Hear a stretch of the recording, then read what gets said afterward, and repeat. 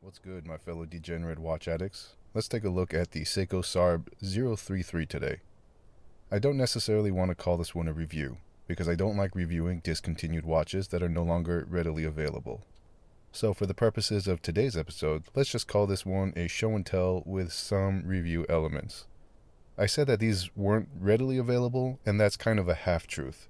You can get one anytime you want, but the prices are so ridiculous, we might as well call this the Rolex SARB033. Brand new, these are usually hovering in the thousands, and in really used condition, you're looking more at $600 to $800, which is less ridiculous, but ridiculous nonetheless. So here's the million-dollar question. Is it worth it?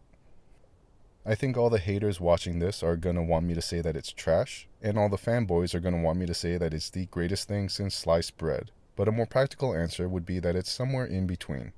I hate being so disgustingly neutral. I hate these filthy neutrals, Kiff.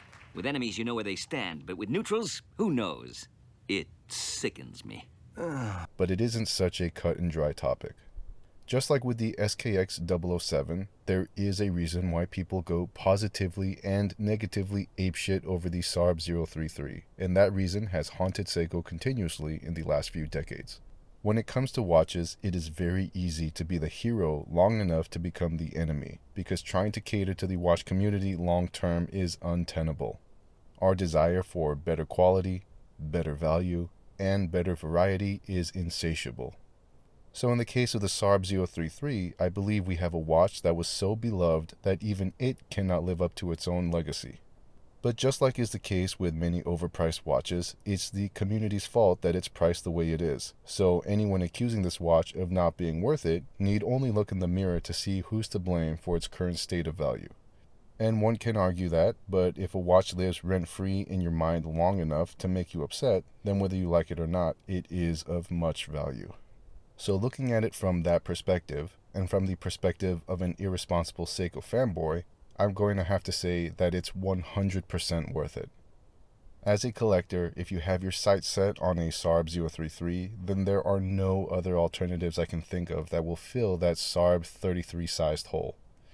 There's nothing inherently outspoken about this watch. If you were to ask an AI program to draw a picture of a simple watch, I wouldn't be surprised if it conjured up something similar to the SARB.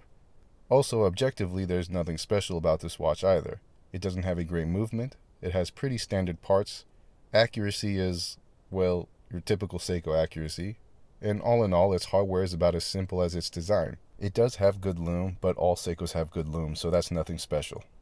The magic comes from that humble simplicity. It's simple with just a splash of elegance that doesn't overwhelm you, but rather shows an unmatched ability to complement whatever activity you're doing. It's undeniable that the watch community as a whole loves a watch like this. We all kind of strive to seek out that perfectly subdued watch that flies under the radar, but sits on our wrist like some kind of inside secret that only the initiated can appreciate. There are a lot of great under-the-radar Seikos in existence, but this one just hits different. I guess it would have to be the case proportions that make it such a winner.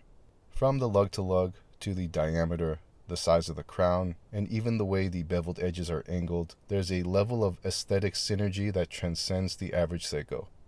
This is the Seiko that Grand Seiko owners will smile at. Hell, this is the watch that any high-end watch collector will smile at. And if this watch is good at anything, it's good at making you smile. I can't tell you how many times I've worn this thing and caught myself admiring it and being grateful that I have such a cool piece in my collection. And look, I completely understand if you think I'm being completely ridiculous. I already know my obsession with Seikos is ridiculous and not founded on objective facts. All I can share is my personal thoughts, and this is just one of those watches that has that X factor I don't find often elsewhere.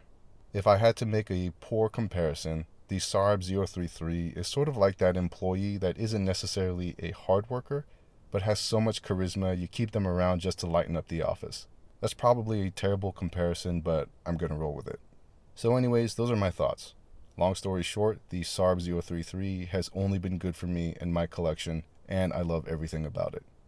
And remember, these are just the opinions of a dumb fanboy, so take everything with a grain of salt.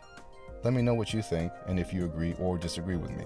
With that being said, if you made it this far, a like and subscribe is always appreciated. Thanks so much for watching, and I'll catch you guys in the next episode. Bye.